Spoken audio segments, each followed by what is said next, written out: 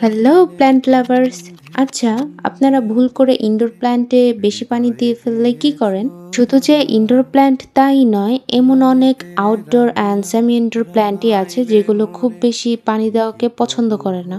তবুও দেখা যায় অতিরিক্ত বৃষ্টি কিংবা ভুল করেও আমরা এই ধরনের গাছগুলোতে বেশি পানি দিয়ে ফেলি। প্রিয় গাছটি হারানোর ভয়ে আমরা অনেক সময় অনেক বাগানি এই ধরনের পরিস্থিতিতে ভুল সিদ্ধান্ত নিয়ে থাকি। এই যেমন কেউ ইনডোর কিংবা সেমি ইনডোর গাছকে কড়া রোদে রেখে দেন, কেউ বা গাছটিকে তুলে শুকনো মিডিয়াতে দিতে চান, আবার কেউ কেউ ওইরকম ভেজা মিডিয়াতেই গাছটিকে রেখে দেন, কোনো পরিবর্তন করেন না।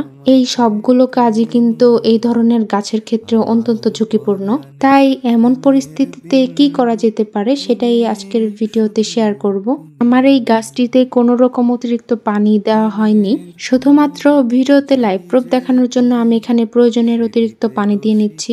এই গাছটির জন্য এখন হাফ গ্লাস পানি যথেষ্ট ছিল, কিন্তু এটাকে ওভার ওয়াটারেট করতে আমাকে 3 গ্লাস পানি ব্যবহার করতে হয়েছে। বেসিক্যালি বর্ষাকালে এবং শীতকালে ওভার ওয়াটারিং এর প্রবলেম গুলো বেশি হয়।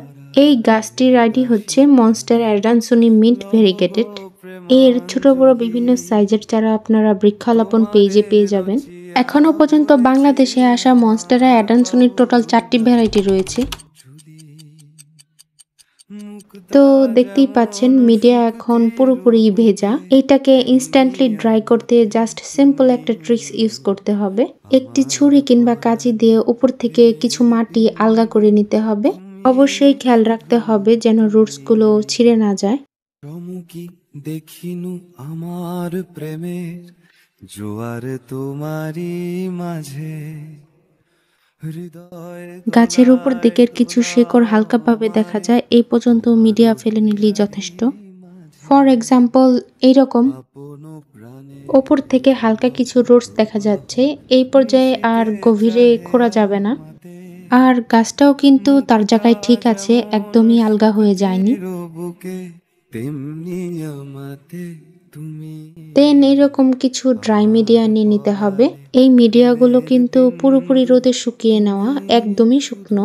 ব্যাকআপ হিসাবে আমি সবসময় এরকম কিছু মিডিয়া প্রসেস করে রাখি। ট্রাস্ট মি, এটা যে কতটা হেল্পফুল। এই প্রসেসে আল্লাহ যে আমার কত গাছ বাঁচিয়ে দিয়েছেন, কাউন্ট করে রাখলে হয়তো সেঞ্চুরি হয়ে যেত। তো চলে এসেছি লাস্ট অ্যান্ড ফাইনাল স্টেপে। এখন এই শুকনো মিডিয়াগুলোই আমি ওভার ওয়াটারেড গাছের গোড়ায় দিয়ে নিব।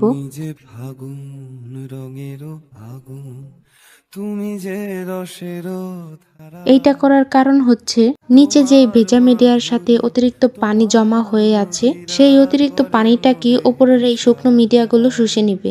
এরপর ঘন্টাখানেক অপেক্ষা করলেই আপনারা এর রেজাল্ট দেখতে পাবেন। প্রায় 1 ঘন্টা পরের ভিডিও ক্লিপসই হচ্ছে এটা।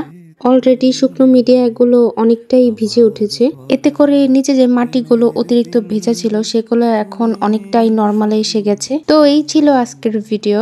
আমাদের ফেসবুক পেজ বৃক্ষ আলাপনে ঘুরে আসার আমন্ত্রণ রইল। সেখানে আপনারা বিভিন্ন ধরনের Thailand imported rare and indoor plant পেয়ে যাবেন। আল্লাহ হাফেজ।